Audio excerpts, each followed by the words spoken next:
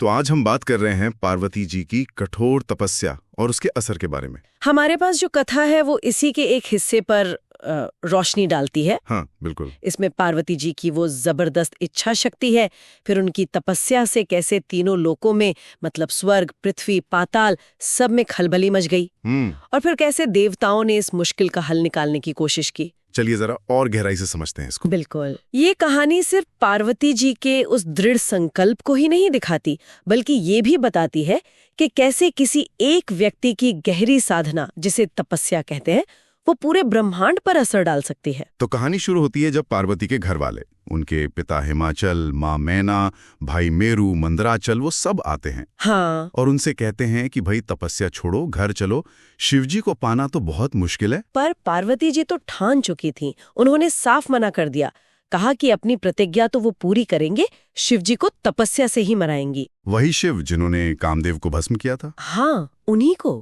पार्वती जी को पूरा यकीन था कि तपस्या के अलावा और कोई रास्ता है ही नहीं।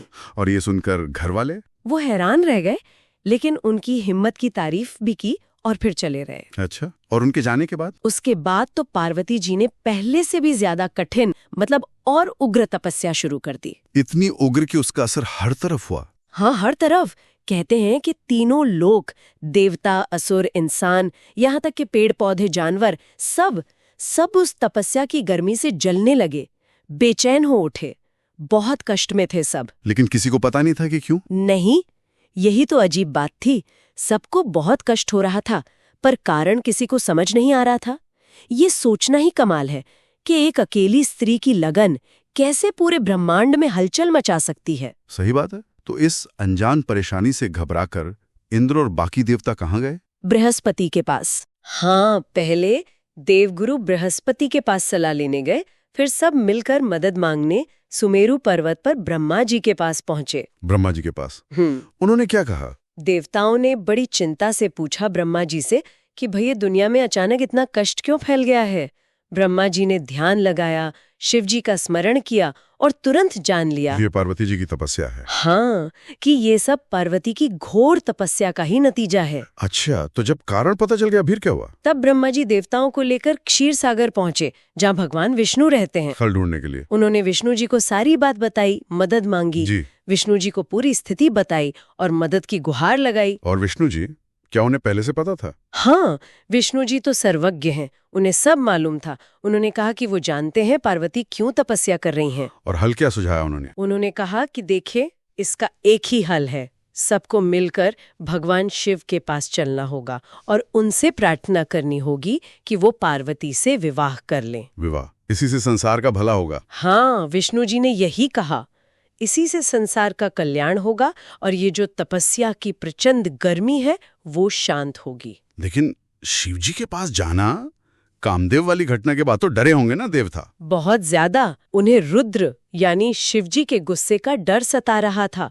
वो कहने लगे कि कहीं शिवजी गुस्से में उन्हें भी भस्म न कर दें, जैसे कामदेव को किया था। बिल्कुल।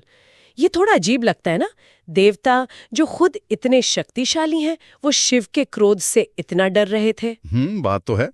फिर विष्णु जी ने उन्हें कैसे तैयार किया? श्रीहरि विष्णु ने उन्हें समझाया, भरोसा दिलाया, कहा कि शिवजी तो देवताओं के स्वामी हैं, वो तो सबका डर दूर करने वाले हैं, कल्याण करने वाले हैं, वो भला अपने भक्तों को क्यों भस्म करेंगे। उन्होंने कहा कि डरो मत। हाँ, चलिए। तो विष्णु जी के भरोसे पर देवता मान गए। हाँ, उनका डर कुछ कम हुआ और सब शिवजी के निवास की ओर चल पड़े।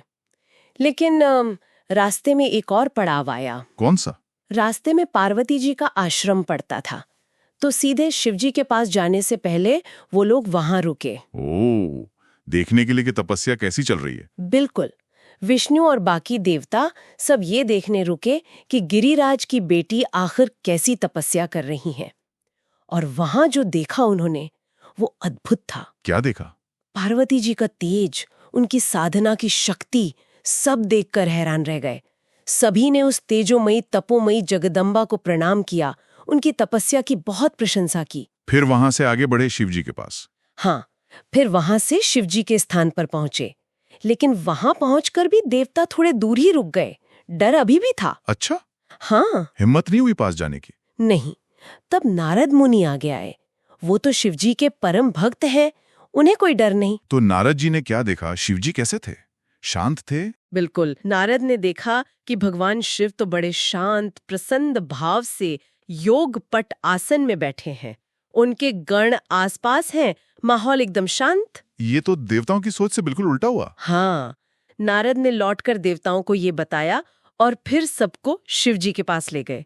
वहां पहुंचकर विष्णु, ब्रह्मा, सब देवताओं ने प्रसन्न शिव को प्रणाम किया और उनकी स्तुति की। हाँ, वेदों और उपनिषदों के पवित्र मंत्रों से शिवजी की स्तुति की, उनका स्तमन किया। तो हमने देखा कि कैसे पार्वती जी की वो असाधारण तपस्या थी। उसने न सिर्फ उनके परिवार को बल्कि पूरे ब्रह्मांड को, देवताओं तक को प्रभावित कर दिया।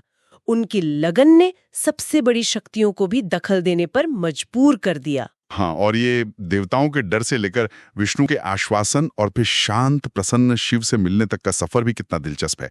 कैसे भरोसा डर पर जीत हासिल करता है। सही कहा। यहाँ एक बात सोचने वाली है कि आखिर तपस्या में ऐसी कौन सी शक्ति या गुण है जो न सिर्फ हमारे लक्ष्य पूरे करवाती है बल्कि सृष्टि के संतुलन और देवताओं की योजनाओं तक पर असर डालने की ताकत रखती है। ये वाकई गहरे चिंतन का विषय है।